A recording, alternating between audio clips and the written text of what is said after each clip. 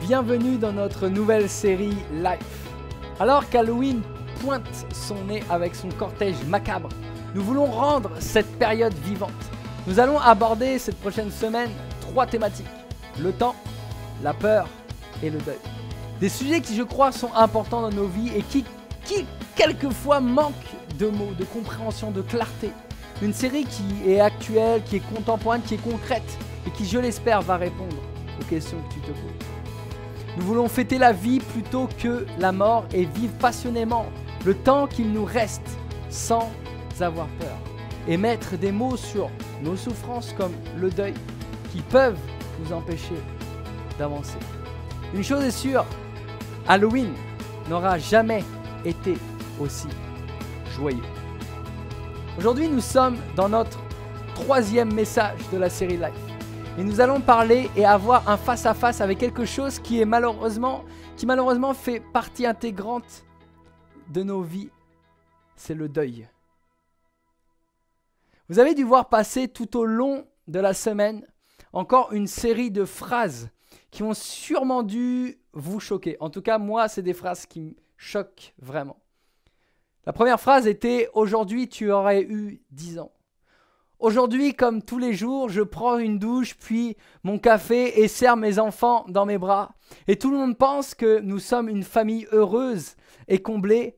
Mais je sais au fond de moi qu'aujourd'hui, tu aurais eu 10 ans. 10 ans sans toi, sans te serrer et te sentir. Une phrase, des mots qui font mal. Et je ne souhaite à personne de perdre un être cher, encore moins celui d'un enfant. Mais malheureusement, nous le voyons à chaque instant. La vie n'épargne personne. Et cette fameuse phrase « ça n'arrive qu'aux autres » n'est en fait vraiment qu'une utopie. Il y avait aussi cette phrase, c'est la deuxième, « projet de vie brisé ». Je ne sais pas si vous êtes comme moi, mais j'ai une idée à la seconde. J'aime tant de projets que je voudrais mettre en place. Et il y a des projets qu'on va dire qu'on idéalise tout au long d'une vie, de secondes, de minutes, d'heures, de jours, de semaines, d'années consacrées à réfléchir, à entreprendre et à développer. Des projets qui portent énormément de fruits, qui impliquent nos familles, nos amis et tant de ressources financières, mais qui peuvent se briser en une seconde. Tout s'arrête du jour au lendemain. Que reste-t-il ? Comment surmonter cette étape douloureuse ? Et pour finir, cette 3e phrase, la bouteille t'a remplacé. Drogue, médicaments, sexe, alcool, jeux vidéo, tant de substituts pour oublier la douleur. Je ne m'étais pas rendu compte que la bouteille t'a remplacé. Ça a été progressif, un petit verre de temps en temps, puis tous les jours. Sûrement quand je pensais à toi ou que je ne voulais plus penser à toi. Elle est devenue mon échappatoire, ma force, ma meilleure amie, ma raison de vivre. Bref, mon quotidien. Et toi, quel est ton échappatoire ? Vous voyez, ce sont des phrases qui nous font mal, car peut-être nous passons par ces moments difficiles où nous connaissons quelqu'un qui traverse ces moments difficiles de la vie. Je voudrais vous dire que je ne suis pas un expert sur le deuil. Je n'ai pas non plus un doctorat sur ce sujet. Mais j'aimerais essayer aujourd'hui de mettre des mots sur quelque chose de sensible et difficile dans nos vies. Je voudrais aujourd'hui vous partager simplement mon témoignage, mon expérience personnelle sur ce sujet et vous donner les clés qui, pour moi, ont été importantes. Parce que le deuil touche des êtres humains et donc, par définition, des personnes différentes, des caractères différents, des façons de penser différentes. Et je ne crois vraiment pas, aujourd'hui, pouvoir affirmer qu'une méthode est meilleure qu'une autre. Que tu dois faire comme ça, ou comme ça, ou comme ça, pour surmonter ton deuil. Non, chaque deuil est différent et vécu différemment. Il y a trop de paramètres qui rentrent en compte. Dans mon expérience du deuil, j'ai identifié 5 étapes qui pourront, j'espère, t'aider aujourd'hui. Quand j'ai perdu ma maman, mon monde s'est totalement écroulé. Je pensais être prêt, mais je ne l'étais absolument pas. J'ai toujours été très proche d'elle. On discutait beaucoup, on se faisait beaucoup de câlins et on se disait beaucoup de « je t'aime ». Et juste de penser que sur terre, je ne la verrai plus, était pour moi juste insurmontable. Et j'ai identifié ça comme l'étape 1, le choc et le déni. Choqué que ce soit la fin, même au moment où je ne voulais pas, je ne pouvais pas y croire. Non, ce n'est pas la fin. J'avais tellement prié pour ça. Toi aussi qui regardes cette vidéo, tu as peut-être un jour ressenti ça. Cette espèce de désespoir entre le choc et le déni. Pour mon cas, le problème, c'est que j'en suis pas resté là. La phase numéro 2 est arrivée rapidement. La colère. Il me fallait un coupable. Et pour moi, le coupable était le cancer. Je l'ai tellement vu diminuer ma maman. Je l'ai tellement vu se battre contre le cancer. Perte de cheveux, perte de poids, perte de force. Comment on peut descendre aussi facilement? Et j'étais tellement triste et à la fois tellement positif sur le fait qu'elle allait s'en sortir. Car ce n'était pas possible et envisageable autrement. Ce cancer du poumon l'a tuée. J'en voulais au tabac, j'en voulais à l'alcool, j'en voulais au cancer. Et j'avais cette colère en moi. Je ne comprenais pas comment cette maladie avait réussi son coup. Je pense malheureusement ne pas être le seul à être passé par cette phase. Et peut-être que toi aussi, tu as eu de la colère. Ou peut-être que tu as de la colère en ce moment où tu regardes cette vidéo. Et peut-être que toi aussi, tu as eu envie de tout casser et d'en vouloir à la terre entière. Peut-être même en vouloir à Dieu lui-même. Et au début, je ne supportais plus les gens qui me disaient « Denis, je prie pour toi et ta famille. C'était gentil, mais pour ton papa en particulier. » Mais j'arrivais plus. Je me disais « Ils ne comprennent pas. » Puis à quoi bon prier? J'ai prié pour qu'elle reste avec moi, à mes côtés, et elle n'est plus là maintenant. Et toi, tu veux prier? La colère m'a fait oublier littéralement ce que la présence de Dieu pouvait faire de si extraordinaire dans ma vie, dans ta vie aujourd'hui. Ensuite, je suis rentré dans une phase de négociation. J'ai essayé de négocier. C'est la phase numéro 3. Je me suis dit que ce n'était pas juste. Pourquoi moi? Pourquoi nous? Pourquoi ma maman? Et ma phrase de négociation, c'était une série de questions où je sais que je n'aurai jamais de réponse. Des choses où on ne comprend pas la finalité. Et cette phrase de négociation et de questionnement, je l'ai eue tout au long de la maladie de ma maman. Je la voyais mourir à petit feu, sans pouvoir rien faire, mais je négociais en disant « Mais non, c'est juste passager. Elle va remonter, elle va surmonter, parce qu'elle est forte. Elle a toujours surmonté. » Mais il y avait une réalité. Elle ne reviendra plus. C'est fini. Je l'ai perdue à tout jamais. Et cette étape était pour moi, et peut-être pour toi aussi, un moment de très grand questionnement, où les choses fondamentales de la vie sont remises sur le tapis. Pourquoi je suis sur terre? Pourquoi Dieu guérit telle ou telle personne, mais pas d'autres? Je vous avoue que lors de mes études bibliques, il y a une chose que j'ai apprise, c'est qu'il est important de pouvoir vivre en acceptant que nous n'avons pas toutes les réponses à nos questions. Et dans mon cas, l'étape 3, le pire n'était pas arrivé. Je ne me doutais pas un seul instant que l'étape 4 allait être aussi dure. J'ai appelé l'étape 4 la dépression et la douleur. Et dans mon cas, la perte de ma maman ne m'a pas amené à une dépression, mais à une très grande douleur. Je pourrais parler au passé aujourd'hui alors qu'elle est partie il y a maintenant plus de 4 ans. Mais je vais être totalement honnête avec toi. La douleur est toujours là. Est-ce qu'elle va disparaître un jour? Je n'en suis pas persuadé. Tout me manque en elle. Je voudrais tellement revivre et apprécier chaque moment. Elle était une maman extraordinaire. Oui, la douleur est moins forte qu'avant. Non, elle n'est pas définitivement partie. C'est dur et ça restera toujours dur. Et aujourd'hui, j'ai plus de douleur pour mon papa qui est seul que pour ma maman qui n'est plus à mes côtés. Toi qui as perdu quelqu'un, je voudrais t'envoyer plein de bisous, d'amour maintenant et te dire courage aujourd'hui. Et une chose que j'ai remarquée, c'est que durant ces dernières années, sans elle, Dieu ne m'a jamais abandonné. Il est resté et il reste fidèle comme un papa qui aime tant son enfant.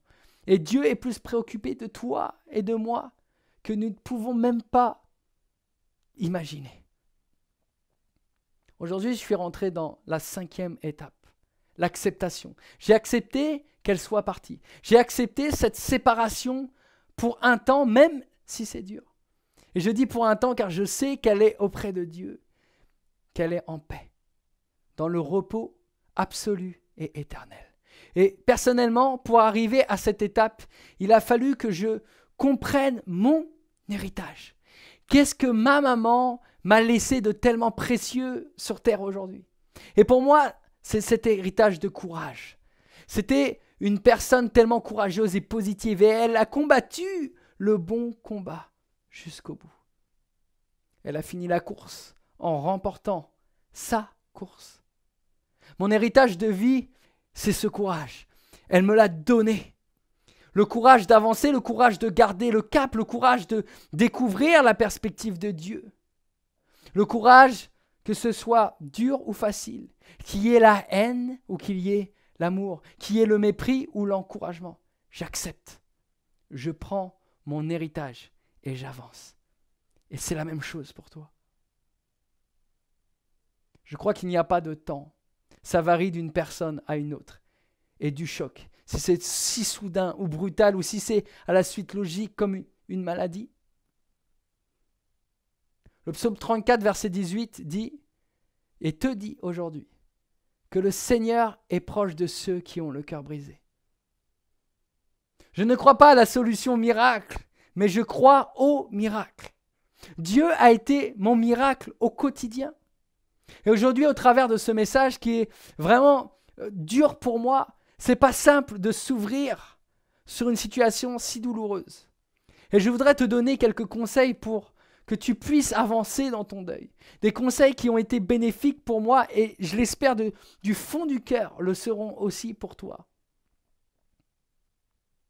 Organise ton avenir. Fais face à ce dont tu as besoin et envie, sans s'occuper des préjugés extérieurs ou bien même des traditions. Laisse ta famille spirituelle t'aider. J'ai trop voulu me débrouiller tout seul. Accepte l'aide, entoure-toi, connecte-toi, fais ce pas de foi de demander qu'on prie pour toi. Les autres ne peuvent pas deviner ce qu'il te faut au moment où il te le faut si tu ne leur dis pas. Dans ton lieu secret, recherche la solution divine. Murmure à Dieu, papa, j'ai tellement besoin de toi. Le chagrin va me tuer. Le chagrin risque de vider mon énergie. Demande à Dieu de te protéger de ce danger du réconfort quand tu te sentiras à 2 doigts de craquer. Parce que oui, le vide est tellement grand que tu seras tenté de le combler par quelque chose. Ce manque de présence par une bouteille d'alcool, par le sexe, par le travail. Et c'est normal d'avoir ces réactions. C'est une crise. Il n'y a rien d'anormal. Mais je t'invite vraiment à retourner à la source de celui qui peut te combler en profondeur. Malheureusement, si tu ne le fais pas, ta souffrance sera plus grande et le vide sera toujours présent. Ne laisse pas le mensonge prendre possession de ta vie. Je voudrais aussi tellement t'encourager avec ce verset de la Bible. Dans Isaïe 40, verset 29, qui dit « Il donne la force, il te donne la force à celui qui est fatigué et il multiplie les ressources de celui qui est à bout. » C'est pour toi aujourd'hui. Puis il y a cet autre verset que je voulais te partager dans le psaume 30, verset 12. « Tu as changé mes lamentations en allégresse. Tu m'as retiré mes habits de deuil pour me donner un habit de fête. » Le deuil ne découle pas uniquement d'un décès, un déménagement, un divorce, un rêve qui meurt, un espoir qui s'éteint, la mort d'un animal, la perte d'un travail te fait aussi passer par des souffrances similaires. Aujourd'hui, je veux proclamer que oui, l'espoir est toujours là pour toi. Oui, la paix revient et la paix te console. Oui, l'amour de Dieu t'enveloppe de ses bras à chaque instant. Que la tristesse se transforme en joie divine dans ta vie. Que l'appétit revienne aux côtés de ceux que tu aimes tant. Que la joie te sorte de ton lit chaque matin de ta vie. Que la présence de Dieu soit et sera toujours ton appui, peu importe les circonstances. Oui, la tempête se calme. Oui, le soleil resplendit à nouveau. Oui, les couleurs reviennent. Oui, ces promesses ne sont pas finies, elles se renouvellent encore et encore. Oui, tu es aimé. Et oui, tu as une valeur inestimable. Je vais prier pour toi maintenant. Seigneur, merci pour ta grâce, ta fidélité et ton amour, Jésus. Seigneur, le deuil fait tellement mal, la perte d'un être cher fait tellement mal. Et Seigneur, encore aujourd'hui, je souffre. Et Seigneur, je prie pour toutes les personnes qui souffrent du deuil, Seigneur. Pose ta main divine, Seigneur, sur leur vie, Seigneur. Je crois, Seigneur, que tes promesses sont toujours d'actualité. Je prie, Seigneur, pour une paix surnaturelle. Là où ils sont, Seigneur, envahis-les de ta présence. Envahis-les de ton amour. Envahis-les de cette passion, de tel amour que tu as pour eux, Seigneur. Seigneur, je prie que chaque personne puisse réaliser, Seigneur, les étapes qu'ils ont à franchir pour ce deuil, Seigneur. Et je prie, Seigneur, aussi que chaque personne puisse prendre possession de l'héritage que cette personne qui n'est plus là leur a laissé. Seigneur, merci pour tout ce que tu fais dans nos vies. Seigneur, transforme la tristesse en joie maintenant, Seigneur. Transforme la tristesse en joie, Jésus, pour toutes ces personnes qui ont perdu un être cher. Dans le nom puissant de Jésus, je t'ai prié. Amen. Amen. Merci à toi qui as regardé cette vidéo. J'espère que ce message et cette série live et ce message sur le deuil t'a fait du bien. J'espère que même une phrase, un mot a pu t'aider, te réconforter, t'amener dans la prochaine étape. Nous prions pour toi que la paix divine puisse te consoler, que la paix divine puisse t'accompagner. Si vous voulez des renseignements sur l'église Le 2035, vous pouvez aller sur notre site internet le2035.com qui s'affiche maintenant sur cet écran. Si tu as à cœur qu'on prie pour toi dans ces moments-là, si tu as à cœur d'être connecté peut-être dans un groupe, si tu as à cœur de parler, d'être écouté, n'hésite pas. Tu peux nous contacter sur le mail qui s'affiche sur cet écran ou nous appeler directement sur le numéro qui s'affiche maintenant sur cet écran. Je te souhaite le meilleur, je te souhaite beaucoup d'amour. Et toi qui passes par le deuil maintenant, je prie, Seigneur, que ta paix divine puisse envahir toutes ces personnes, Seigneur, qui passent par le deuil et la tristesse. Oui, je crois que les promesses vont revenir dans ta vie parce qu'ils ne sont jamais partis. Ils sont là enfuis à l'intérieur de toi. Je crois que le meilleur reste à venir. Je te souhaite courage. Je vous envoie plein de bisous et je vous dis à très bientôt. À très bientôt.